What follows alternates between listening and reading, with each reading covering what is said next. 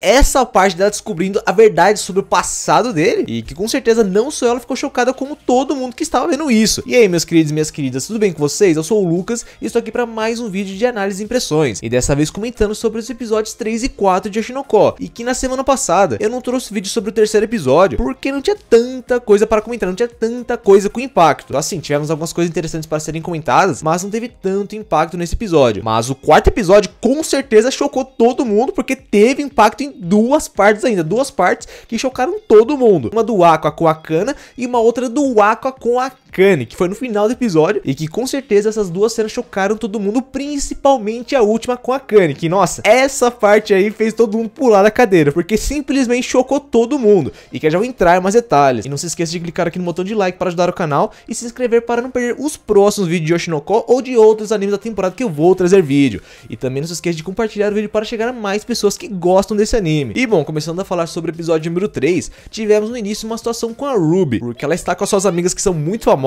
e que elas ficam comentando sobre situações do trabalho delas, e que faz a Ruby querer mais trabalhos, porque ela quer se destacar e quer conversar com elas sobre o trabalho dela, porque ela quer participar dessas conversas, só que para isso ela precisa de mais trabalhos, e que vai ser uma coisa meio complicada por enquanto, porque a Kana faz parte do grupo, e nesse momento ela está concentrada nessa peça junto com a Aqua, só que é uma situação meio complicada, porque os ensaios dessa peça foram suspensos, por conta daquela situação que o autor teve com o roteirista, que não aprovou o roteiro, e que ele vai fazer todo o roteiro, que a autora falou que ela vai fazer o roteiro, e que não quer que ninguém mais faça esse roteiro, porque senão vai ser um desastre, e que essa briga entre a autora e o pessoal do filme está gerando um caos total na produção, e que enquanto isso não for resolvido e a autora não trazer um novo roteiro, eles não têm o porquê de ensaiar, e por isso que a Kana voltou para elas. Mas e o Aqua? O que o Aqua está fazendo? Como vimos no episódio número 2, o Aqua ele foi sair com a Akane para ver realmente como é uma peça 2.5D, para ver como vai ser a peça que eles estão fazendo, e que assim, não teve um foco nessa peça que ele viu, mas foi mostrado que ele se surpreendeu com essa peça e achou muito boa, e logo depois ele fica analisando essa peça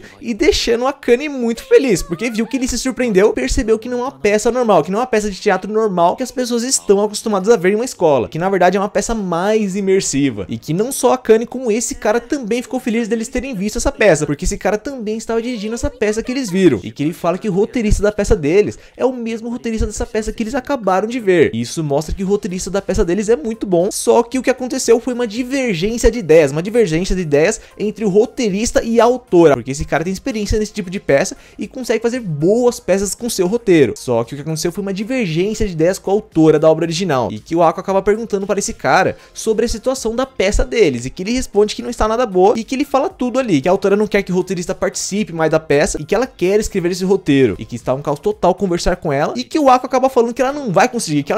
escrever esse roteiro, porque na cabeça dela, ela deve estar pensando naquelas peças de teatro tradicionais que se vê numa escola, que é tudo feito num palco bem simples, até porque a autora não tem noção de como vai ser essa peça, não tem noção de como é uma peça desse tipo aí, desse nível de imersão, e que por conta disso eles devem acabar fracassando se esse cara não fizer nada, porque o Aqua acaba falando que ele é o único que pode fazer alguma coisa, e logo depois que eles terminam a conversa, o Aqua acaba decidindo dar uma ajudinha para aquele roteirista, como recompensa por ele ter mostrado uma peça tão boa para ele. E bom, algumas pessoas do elenco dessa peça vão visitar essa autora, que incluem o Aqua, a Kana, a Akane e esse carinha aí que ela não gosta, e que eles tentam conversar com ela para conversar com a Biko Sensei, que é uma conhecida dela e a autora da obra original da peça que eles estão adaptando, e que elas vão conversar com ela para tentar convencer a Biko Sensei, porque eles acham que ela é a única que pode ser ouvida pela Biko Sensei, até porque ela foi a mentora dela, e que nessa parte temos um pouco mais de foco sobre a vida de um mangaka, porque foi mostrado que essa mulher é uma mangaka de um mangá mensal, que já foi semanal, mas que hoje em dia ele lança mensalmente, e que a Biko Sensei é uma mangaka de um mangá semanal, e que é mostrada a diferença das duas, porque enquanto essa mulher tem um mês, praticamente um mês para lançar um novo capítulo, a Biko Sensei ela tem uma semana, tem 7 dias para mandar um novo capítulo,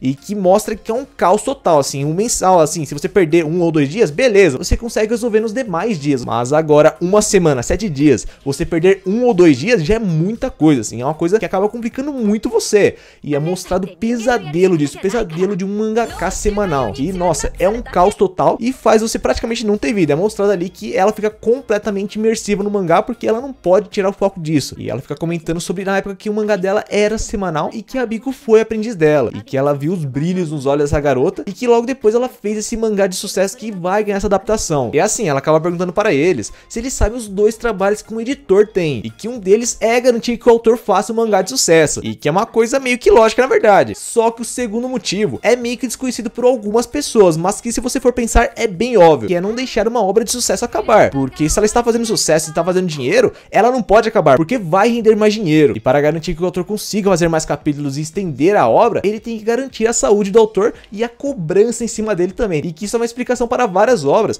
terem uma baita encheção de linguiça, porque tem várias obras aí que já vimos aí ganharem até anime, que assim, você vê uma baita de uma enrolação no meio. Obras de comédia romântica, obras aí shounens mesmo, assim, shounens tem várias partes aí que são pura enrolação e que não chega no objetivo ali da obra, assim, não chega no final, não mostra tudo que eles têm que mostrar. Eles acabam enrolando para estender mais a obra e no final acabam mostrando ali só nos últimos episódios, assim, uma coisa que poderia ter sido mostrada em, sei lá, cerca de 100 capítulos, você acaba mostrando em 400 capítulos. E é esse o motivo por trás da enrolação dos mangás e animes, porque eles querem continuar essa obra de sucesso, porque eles querem ganhar mais dinheiro, até porque tem aquela insegurança de fazer uma nova obra e ela não ter tanto sucesso como a obra anterior. Então é mostrado que a vida de um mangaka em geral não é nada fácil, principalmente de um mangaka semanal como essa garota aí, e que é mostrado que com o passar do tempo, os mangakas acabam adotando um comportamento mais agressivo, até porque às vezes eles estão se matando, estão privados de sono e eles têm que entregar um novo capítulo de qualquer jeito, e existe aquela cobrança em cima deles. E bom, eles tentam pedir ajuda dela para conversar com a Biko Sensei, só que ela já conversou, ela já tentou falar com a Biko Sensei, ela já tentou conversar sobre o que está acontecendo na produção dessa peça, mas mesmo assim ela não quis ouvir a sua mentora, até porque ela também teve uma obra que foi adaptada em uma série e que foi um desastre total para ela. E essa mulher acaba falando que ela não pode fazer nada em relação a isso e que ela pretende apoiar a decisão da sua aprendiz. E que logo depois foi mostrado mais uma situação da vida de um mangaka semanal, porque essa mulher ela vai para a casa da sua aprendiz e vê que ela está escrevendo um capítulo, que na verdade já está atrasado e que ela está numa situação muito complicada. E bom, ela pergunta para ela sobre o assistente dela e que ela fala que ela despediu mais o assistente, porque ele não consegue fazer as coisas do jeito dela, não consegue transparecer as coisas do mangá do jeito que ela quer. Então para ela é mais fácil ela fazer tudo sozinha do que ela ter que revisar o trabalho dos outros. E por conta disso ela começa a ajudar a Biko Sensei mesmo que ela não queira, e que ela começa a questionar o nível de detalhes que ela coloca nesse mangá. E que é por conta disso que ela despediu vários assistentes, porque eles não conseguem trazer o nível de detalhes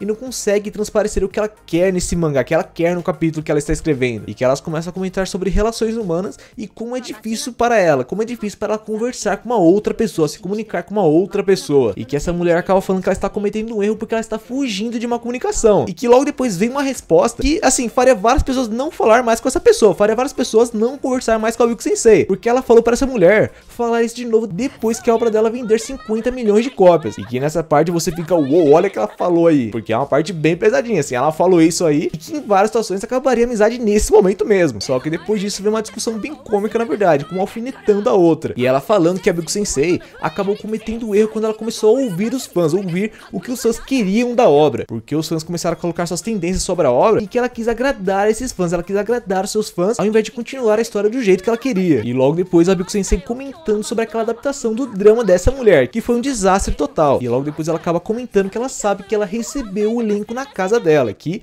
na verdade é uma pessoa extrovertida, que ela não entende a Biko Sensei. E bom, no final disso a Biko Sensei acaba pedindo desculpas para essa mulher, e que dá pra entender, porque ela tá numa situação muito difícil, porque ela tem o mangá semanal dela que é muito famoso, e por conta de ser muito famoso, ela tem que trazer uma coisa muito boa cada semana, e que é uma coisa muito difícil e muito pesada, e que o acúmulo de trabalho, junto com várias coisas que ela tem que resolver e ela tem que ficar atenta, bagunçou completamente a cabeça dela. E como foi mostrado anteriormente, o mangaka ele começa a ficar mais agressivo, o mangaka ele não consegue responder direito a certas coisas, e que ela acaba se desculpando por tudo que ela disse, e ela pergunta para sua mentora como ela consegue se dar bem com as pessoas, e que ela acaba falando para ela encontrar o meio termo, para ela não ser tão extrema assim, porque se ela ficar só ouvindo a voz dela, ela não vai conseguir se dar bem com ninguém e trabalhar com ninguém. E que um dos motivos para ela querer fazer esse roteiro ela mesma é porque o mangá dessa mulher foi mal adaptado naquele drama, e que ela fica falando que o mangá dela é muito melhor que aquele drama que adaptou o mangá, e que a obra dela foi simplesmente manchada naquele drama. Só que logo depois vimos a cara de surpresa dela quando ela viu o episódio da Kana, aquele episódio em que a Kana acabou se destacando naquele drama, e que chamou bastante a atenção dela. E que o episódio número 3 acaba com a Biko Sensei recebendo ingresso para aquela peça que a Kana e o Aqua viram, e que no episódio número 4 ela acabou tendo uma ideia sobre a peça que ela vai ter que escrever o roteiro, porque ela acabou vendo essa peça e ficou muito impressionada, viu que é uma peça totalmente diferente e ficou muito impressionada como ela foi feita. E quando esse cara soube que a Biko Sensei estava vendo a peça dele, ele chamou ela imediatamente, porque tem a questão do roteiro que eles têm que resolver para outra peça, e que ele começa a conversar de boa com ela perguntando sobre o roteiro, só que logo depois ele acaba sendo franco com ela, dizendo que tem altas chances dessa peça não dar certo com o roteiro dela, porque ela é uma pessoa experiente com roteiros de peça, e que essa é uma peça mais imersiva, uma peça mais complicada que uma peça simplista ali de escola, e que mesmo uma peça peça dessas de escola, ela não conseguiria trazer um roteiro muito bom de primeira, assim, logo de primeira ela não conseguiria. E que ele até comenta com ela sobre a situação de trazer um mangá de sucesso imediatamente, e que ela fala que é impossível, que é muito difícil alguém trazer de primeira uma coisa de grande sucesso, e que é a mesma coisa com o roteiro dessa peça, e que ele fala que por isso tem alta chance dessa peça não dar certo com o roteiro dela, e que no final eles acabam chegando a um consenso, e que aquele roteirista vai continuar na peça, só que com uma condição, que ela vai também participar do roteiro dessa peça, que ela vai interagir diretamente com o roteirista e vai influenciar no roteiro, e que os dois juntos vão conversar e montar o roteiro dessa peça, e que foi meio estranho inicialmente, porque no episódio número 2, ela simplesmente esculachou ele, e ele está meio atrás de conversar com ela, só que logo depois eles acabam desenrolando a conversa e ficando de boa ali, parece que nem aconteceu nada antes, e logo depois ele entendendo mais o que ela queria com esse roteiro, o que ela queria que eles fizessem nesse roteiro, e que ao longo dessa conversa a relação desses dois vai melhorando, e que ficam mostrando e se empolgando cada vez mais que eles mexem no roteiro, e assim, eles acabaram mexendo nesse roteiro, de forma que o sucesso da peça vai depender da atuação dos atores, e essa situação foi uma coisa que preocupou esse cara, porque colocar essas duas pessoas, o autor e o roteirista, para montar o roteiro, pode acabar tendo um efeito não só positivo, como também negativo, dependendo de como for, e que agora vai ficar totalmente nas mãos dos atores e das atrizes, até porque essa peça vai depender da atuação deles, e que aparentemente a maioria não deve ter problemas com esse roteiro, até porque todos acharam bem melhor esse roteiro, que esse roteiro está bem mais elaborado, e que a Akane também ficou feliz porque agora